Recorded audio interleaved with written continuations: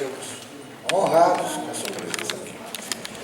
No final, ainda teremos a apresentação musical da Kathleen Evelyn Miller. Mas passamos de imediato, em função do horário principalmente, passamos de imediato a palavra ao Tiago Machado Sareto, que falará sobre o sistema Libras. O Tiago também é da Uninter. Isso. Boa tarde a todos. Quero agradecer a oportunidade de estar aqui no Centro de Letras, em nome do presidente Ney, para fazer essa fala para essa seleta público, né, que está aqui hoje. E o que eu vou falar um pouquinho para vocês sobre algo que é meu objeto de trabalho, né, que é o que hoje eu atuo fazendo, que é a língua de sinais, a Libras. Alguns se perguntam, a Libras, ela é uma língua? Não é? Para início de conversa, quem acha que a língua de sinais ou a Libras, ela é uma Libras, é uma língua, levanta a mão. Quem acha que ela é uma linguagem ou um código? Para mim é um sistema de comunicação. Sistema de comunicação, uma linguagem. Muito bem, vários pontos de vista aqui sobre a Libras, né? Mas a gente vai verificar um pouquinho, que eu separei para vocês, e rapidamente, pode passar. Então, a origem, primeiramente, da língua de sinais, né? A língua de sinais, a língua brasileira de sinais, ela tem origem da França, né? Nossa matriz linguística é francesa, da língua francesa de sinais. Por que não seria a língua portuguesa de sinais e não Libras, né? A não ser Libras. Por que ela se originou então da França? Na verdade, Ernest Urth, que veio a convite de Dom Pedro II para o Brasil, para criar o Instituto Nacional de Surdos, INES, no Rio de Janeiro, ele trouxe com ele, na bagagem, por assim dizer, todo o repertório linguístico dele de língua de sinais francesa. Então, ele não poderia deixar de trazer também, de colocar a sua impressão de língua aqui no Brasil. Então, a Libras teve, sim, sua origem influenciada também com a língua francesa de sinais, com a vinda do francês Ernest Urth. Pode voltar ainda. Pode passar antes, isso. A língua de sinais, ela foi reconhecida nessa data ali, em 2002, com aquela lei, o número de lei, 10.436, é o número da lei. Só em 2002? Só em 2002. Mas por que só em 2002? Muito boa essa pergunta. Na verdade, a lei, ela já tinha sido criada 10 anos antes, mas por iniciativas políticas e falta de querer político, ela havia sido engavetada, né? Mas antes disso, a educação de surdos passou por vários processos. Não sei se vocês lembram, na palestra da professora Leomar, que ela disse quantos surdos existem no Brasil hoje. Vocês lembram? O dado que ela apontou ali do IBGE? Pouco mais de 9 milhões de surdos. É muita gente. E pensar que os surdos, eles têm esse meio de comunicação, que é a Libras, isso garante para eles a aprendizagem e conhecimento de diversas áreas. Mas por que só em 2002, então? Quando Ernest Urth, no século passado, há 2 séculos atrás, veio para o Brasil, né, para criar o Instituto Nacional de Surdos, com toda a política educacional de surdos fora do país, que era uma educação voltada para o surdo, respeitando a linguagem dele, naquela época era tido como uma linguagem, uma forma de comunicação ali deles, ele respeitou, né, através de Abade Lepé, Padre Ponce de Leon, que foi um padre beneditino, né, da Espanha e na França. Essas pessoas, elas procuraram trabalhar com as pessoas surdas. Porque antigamente as pessoas surdas eram como a professora falou, elas eram excluídas da sociedade, né? Até hoje algumas famílias escondem a pessoa com deficiência dentro de casa. Nós vemos isso, que as pessoas com deficiência elas não têm acesso, como nós, nos lugares, por às vezes falta de acessibilidade, a não ser quando a família tem muito empenho, a pessoa também tem muito querer, a motivação de ir atrás, ela consegue buscar. Mas no caso dos surdos especificamente, eles começaram assim, a fazer trabalhos de pesquisa e educação com essas pessoas surdas através dos monges beneditinos na Espanha. E daí foi ele passando para a França e depois esse francês veio ao Brasil. E daí nós passamos, em 1851, houve um congresso em Milão, que ficou conhecido como Congresso de Milão. Houveram 2 congressos, né? E nesses 2 congressos, a filosofia adotada para a educação de surdos contrariava o que esses grandes teóricos e educadores de pessoas surdas eles pregavam.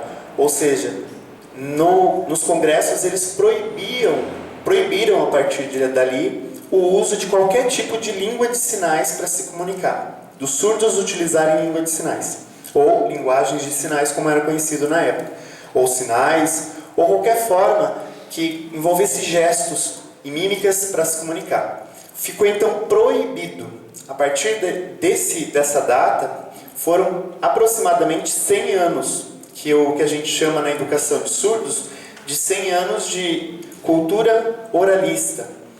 Ou seja, os surdos iam para a escola e não podiam utilizar os gestos para se comunicar.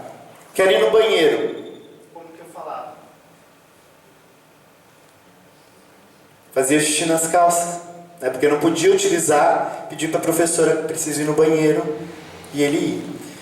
Então, os surdos, eles por muitos anos ficaram então reféns dessa educação oralista, nesses 100 anos, e daí depois nos anos de 1970, 1980, com estudiosos como William Stockel, eles começaram a estudar que os surdos eles podiam se comunicar através de língua de sinais, ou de sinais, eles poderiam utilizar a língua de sinais. Então, só na década de 1970, que começou a utilizar os sinais novamente. E daí houve um movimento, as escolas, as pessoas surdas, que eles usavam os sinais para se comunicar. Era proibido nas escolas, mas os surdos, quando eles se encontravam, eles começavam a se conversar utilizando sinais. Então eles começaram a perceber que essa metodologia, essa filosofia, estava indo... A educação estava perdendo essas pessoas, né? Então, houve uma pesquisa e os estudiosos viram que os surdos também conseguem utilizar a comunicação através dos sinais, e a partir de 80, 90, houve então uma efetivação da língua de sinais, uma consolidação. Tanto nos Estados Unidos quanto no Brasil e em outros países começaram os movimentos onde os surdos pisaram no chão e falaram: não, agora eu quero que a educação seja utilizando os sinais. Tá, mas uma pergunta que eu faço para vocês. Os sinais, eles são universais ou eles são... Cada país tem o seu? O que vocês acham? Cada país tem o seu. Cada país tem o seu?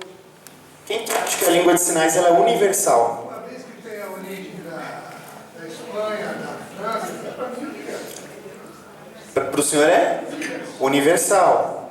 O que mais? Se arrisca? Lá? Acho que é universal, né? A maioria das mímicas são universais, O- com adaptação. Isso. Eu acredito que cada país, assim como nós temos uma forma de falar que o português, o inglês, tem a sua forma de se comunicar. Então, portanto, deve ser a forma de gesticular, deve ser universal, mas cada um tem a sua forma de... Muito bem. É uma conclusão também que a gente pode tirar. Mas enfim. Tem tronco linguístico oral e tem o tronco linguístico de sinais. Isso. Então ele descreveu muito bem. Mas Libras, né? Então, já vamos começar então com a palavra Libras. Libras seria uma sigla, poderia ser uma sigla de Língua Brasileira de Sinais. Tá? Então, Língua Brasileira de Sinais. Já aí a gente percebe que cada país, então, tem sua língua de sinais. A segunda língua oficial do país. Exatamente. Então, lá com a Lei 10.436, a Libras passou a ser a segunda língua oficial do Brasil e a gente passa a ser um país bilíngue. Mas só para a gente entender, alguns sinais, eles costumam ser icônicos e, por sua vez, culturalmente, similares, e convencionados em um país ou em outro. Por exemplo, isso daqui vocês vão saber o que é. Todo mundo sabe, né? Esse aqui. Hã? Casa. Sinal de casa. Assim é o quê? Pedindo um tempo, né? Outro sinal que talvez vocês vão entender um pouco. Isso aqui. Árvore. Por que é árvore? Que é o tronco e a copa.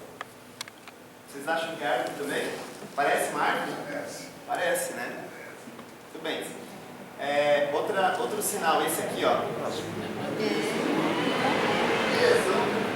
Dirigir, né? Carro, né?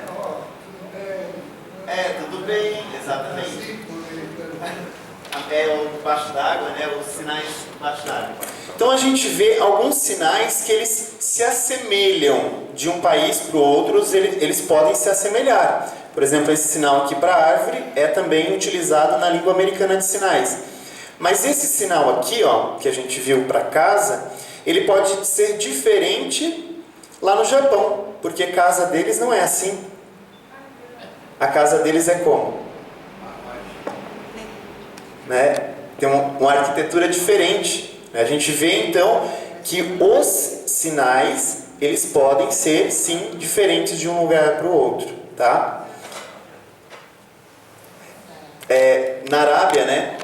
Enfim, os sinais, por exemplo, de mãe aqui no Brasil é mãe, ó, mulher, bênção. Mulher, bênção. Alguém arrisca dizer por que esse sinal de mulher? O Chanel francês. Chanel francês. Muito bem. Ele está afiado. Então, o Chanel francês, mais uma vez a influência da França, né? Mulher, aqui, mamãe, né? E o beijo de bênção. E nos Estados Unidos, a língua americana de sinais, por exemplo, mamãe. Então, a gente vê que é diferente de uma região para outra, de um país para o outro. Aliás, se a gente percorrer o país, a gente tem uma variedade linguística muito grande, né? No próprio país a gente tem uma variedade da mesma palavra, vários sinônimos, né? Eu fico intrigado, como é que eu posso me comunicar com o sul-coreano se eu não entendo nada de sinais, nunca ninguém me ensinou, não existe uma escola obrigatória para isso, nem nos cursos curriculares.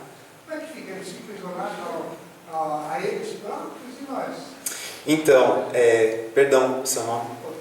Otávio.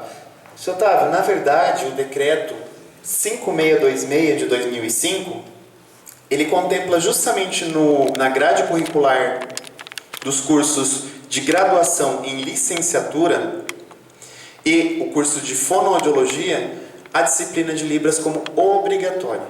Então, infelizmente ou felizmente, só a partir de 2005 as instituições de ensino superior passaram a obrigar no curso, na disciplina.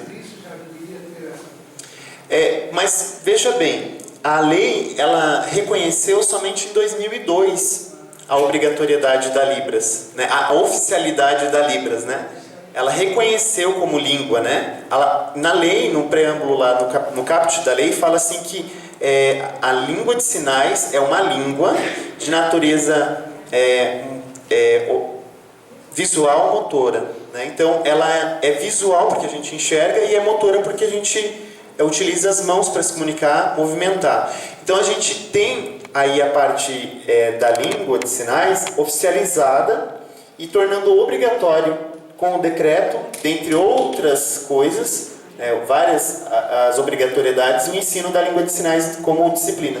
Inclusive, no grupo educacional Uninter, é oferecido, então, a disciplina nos cursos de licenciatura, todas elas têm a disciplina de Libras, e daí entra também a parte da inclusão, justamente por conta da lei de 2005 para cá, né, os cursos onde tem alunos surdos matriculados, eles têm, no presencial, o aluno surdo, ele tem a possibilidade de ter o intérprete de Libras em sala de aula, para fazer a comunicação do professor e os alunos, e no ensino à distância, aquela janela de Libras, como vocês veem na TV Senado, na TV Justiça, que às vezes, por vez, eles têm a janela de Libras ali, para eles terem acesso ao conteúdo que está sendo transmitido pelo professor e na língua deles. Porque ela é uma língua. Só passando adiante, você tem uma pergunta, não tem? Isso, na verdade, você acabou me contemplando, porque eu ia falar exatamente sobre isso, porque eu também sou na Uninter, e lá tem inclusão social e Libras também, ao meu ponto de vista, que vocês também estão vendo, é maravilhoso, mas ainda não é aquele negócio assim, você sair de lá falando Libras. Você acha que mais pra frente pode ocorrer isso de ser obrigatoriamente o professor sair de licenciatura falando Libras e tendo 70%, vamos supor, que seja 60% pelo menos do Braille, né? Libras. Libras e Braille. Ah, o Braille também. Também. Porque a gente precisa ter essa noção para chegar na sala de aula e sentir a inclusão, né? É Isso. fácil você colocar na teoria. Difícil é você pegar na massa e falar assim, olha, realmente tomei isso como meu e eu quero te ajudar, entendeu? Eu também quero me ajudar. Porque são super inteligentes, eu também trabalho na Uninter e o recurso que a Uninter tem também é espantoso. Veja bem, Ela cai naquela que a senhora disse ali, da diversidade. Não pode ser igual a todo mundo. sim. Tem o elefante, tem o macaco, tem... Né? Então veja bem, o seu nome? Ensinei. Isineide. E Otávio, respondendo também, justamente isso, veja bem, para se aprender o inglês ou o espanhol, vocês acham que 6 meses é suficiente? Eu acredito que a maioria de vocês aqui são formados em letras, né? Não? Mas alguns. Mas tem alguns. Tem alguém? Tem, né? Então, para entender letras português, inglês, para você, quando vai na faculdade estudar, você sai da faculdade com o conhecimento gramatical para ensino da língua inglesa, né? Mas isso não te faz um tradutor ou fluente da língua. Para você ser fluente na língua, você tem que fazer uma imersão mesmo linguística. Isso depende de cada pessoa, né? A lei está obrigatória 60 horas.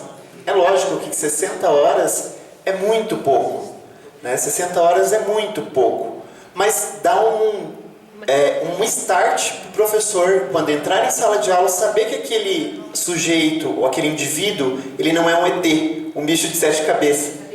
Saber que existe ele, né? E daí, logicamente, o profissional intérprete de Libras vai saber fazer essa mediação também, né? Mas o curso de Libras mesmo, eles são vários módulos. É o mesmo tempo que você demora, em média, a pessoa tem para aprender o inglês, ou um francês, um japonês, um mandarim, você vai levar para aprender a língua de sinais também. Ser fluente na língua de sinais. Tá? Só para vocês observarem. Hoje, aliás, desde 2006, o curso de Letras Libras na UFSC é um curso que capacita, ou melhor, dá o certificado para a pessoa que termina esse curso de ser professor de Libras, né? Existe pós-graduações, mas como o curso de Letras Libras é realmente ele, no país, oficializado, né, pela UFSC e agora pela Universidade Federal do Paraná, tem um curso de graduação em Letras Libras, tá? Só para vocês entenderem, então, essa matéria, eu trouxe para vocês de um material da professora Audrey Gesser. Ela é da UFSC, justamente de lá, que é o nosso maior polo de ensino de língua de sinais no país. Ela traz, por exemplo, a configuração de mãos em I. Para vocês perceberem que a língua de sinais, ela tem parâmetros. Ela não é feita a esmo, né? Ela não é feita de qualquer jeito. Ela tem, sim, seus padrões. São áreas da linguística que estudam as unidades mínimas dos sinais que não apresentam significados isoladamente. Então, na língua de sinais, nós temos morfologia, nós estudamos a fonética, a fonologia, isso dentro da linguística da língua de sinais, né? Vamos adiante. Então, aqui fala sobre... William Stockwell, ele falou sobre 5 parâmetros da língua de sinais, né? Isso daqui que vocês fizeram, ó, que vocês estavam vendo ali na mão, podem fazer com o dedinho levantado. Isso aqui é uma configuração de mãos. Isso daqui é uma letra? Também, né? Também. Pode ser uma letra. Na língua portuguesa, seria a letra I. Pode ser um diagrama, sei lá. Pode ser, por exemplo, pode ser um sinal com mão configurada de uma forma, da mesma forma ou de outra forma, pode se transformar em um significado. Por exemplo, isso daqui, ó. Façam com as duas mãos isso daqui, esse movimento.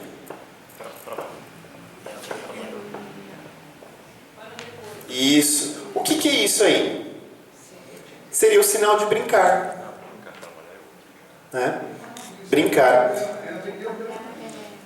Então, a mão configurada de uma forma, ela pode sim assumir essa configuração e tem, logicamente, seus parâmetros, né? Conforme o William Stockwell fala, existe configuração de mãos, orientação e direcionalidade, ponto de articulação e locação, movimento, expressão corporal e faciais. Então, são 5 os parâmetros da língua de sinais. Isso que a gente estuda na parte morfológica e fonética da língua de sinais, tá? Daí, linguisticamente falando, a estrutura dela vai se preocupar também com a formação do sinal. A preocupação da formação da língua em língua de sinais é só voltada para os surdos mudos ou os demais da sociedade para se comunicarem de língua brasileira também? Veja bem, se eu sou ouvinte e entrar numa loja ou num supermercado hoje e escolher ser atendido em língua de sinais, eu tenho esse direito. Porque a Libras, ela está como oficial para todos os cidadãos brasileiros. Ela é de origem, de natureza dos surdos, né? Oriundas das comunidades surdas. Mas isso, eu posso sim chegar num lugar, num estabelecimento e comunicar só em língua de sinais. É um meio de comunicação nosso. Exatamente. Se alguém entender... Aliás, eu posso exigir, né? Porque... E exatamente, eu posso ainda... Aquele lugar, estabelecimento, ele pode ser autuado se ele sofrer uma denúncia via Ministério Público por não ter a acessibilidade comunicacional para as pessoas surdas ou para as pessoas usuárias de língua de sinais, tá? Porque se eu não... Por exemplo, existem alguns casos, né, como a professora Leomar falou, são 9 milhões de surdos no Brasil. Mas existem ainda, no caso, a gente chama, cito e saliento para vocês a palavra surdo. Abrindo um parênteses, vocês lembram qual a diferença de surdo para deficiente auditivo? Que ela comentou na palestra?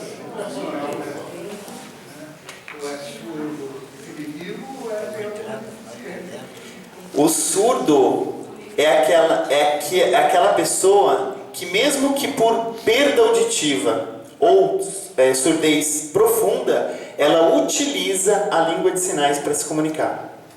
O deficiente auditivo é aquele que não usa a língua de sinais, usa aparelhos e conversa, geralmente procura se conversar usando aparelhos. Então, os surdos, eles usam preferencialmente isso. Por muitos anos foi usado falar, num termo pejorativo, surdo-mudo ou mudinho, né? Não é mudo. Não é mudo. Na verdade, o mutismo é uma doença, né? Algumas pessoas são mudas, elas não têm a parte do aparelho fonador, não conseguem falar. essas também podem utilizar a língua de sinais para se comunicar, né? Mas os surdos, a princípio, elas podem ou não ter perda profunda, tá? Ou alguma moderada, mas elas preferencialmente utilizam língua de sinais. Elas são deficientes auditivas também, mas elas preferem ser utilizadas, ser reconhecidas como pessoas surdas, tá? Eu como respeito, eu devo me dirigir a elas Como surdo, corretamente. Diferente das pessoas deficientes auditivas, né? É que elas não utilizam língua de sinais. Mas quando se for referir uma pessoa surda que utiliza a língua de sinais, elas são surdos, tá? Não é pejorativo. Eles se sentem, aliás, é uma identidade que eles se reconhecem, né? Como é que eu devo me dirigir a uma pessoa com certa deficiência? Eu digo, você é um deficiente? Eu posso dizer isso? Veja, como o senhor gostaria de ser tratado? Eu sou tratado. Então, os surdos ou a pessoa com deficiência, elas são tratadas normalmente, né? Na verdade, é engraçado até que com uma pessoa cega ou a pessoa com deficiência motora ou assim por diante, ela vai dizer. Então, procure às vezes perguntar para a própria pessoa, né? Aconteceram vários casos, acho que a professora contou uma história, uma piada, acho que era que aconteceu na vida real, uma vez para mim, que tinha uma pessoa que era cega, que estava atravessando a rua, e daí ele estava esperando, né, para atravessar a rua, uma pessoa veio e segurou no braço, né, professora, e atravessou a rua. Daí ele falou assim, muito obrigado, o senhor me ajudou a atravessar a rua. Eu falei, eu que te agradeço, porque eu sou cego. Eu falei, mas eu também sou cego. Então, é mais ou menos assim, né? A professora Lumar sabe contar com mais eloquência essa situação que aconteceu de fato, né? E assim como outras situações que acontecem no nosso dia a dia e na vida das pessoas surdas. Pode passar. Aqui é só para vocês terem um panorama de como funciona a parte da fonética, fonologia da língua de sinais. Vocês entenderem que a língua de sinais ela é uma língua, diferente de uma linguagem. Por exemplo, linguagem seria aquela que a gente utiliza na informática, ou linguagem da medicina, ou linguagem de obras de artes. Exatamente, são linguagens exatamente, mas que obedecem uma estrutura de uma língua, né?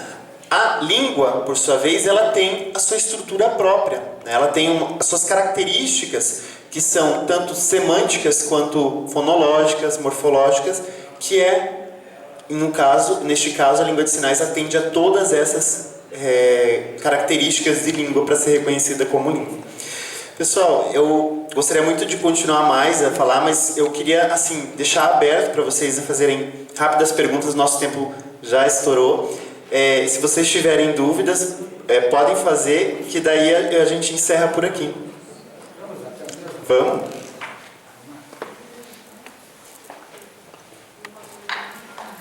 Estamos no intervalo.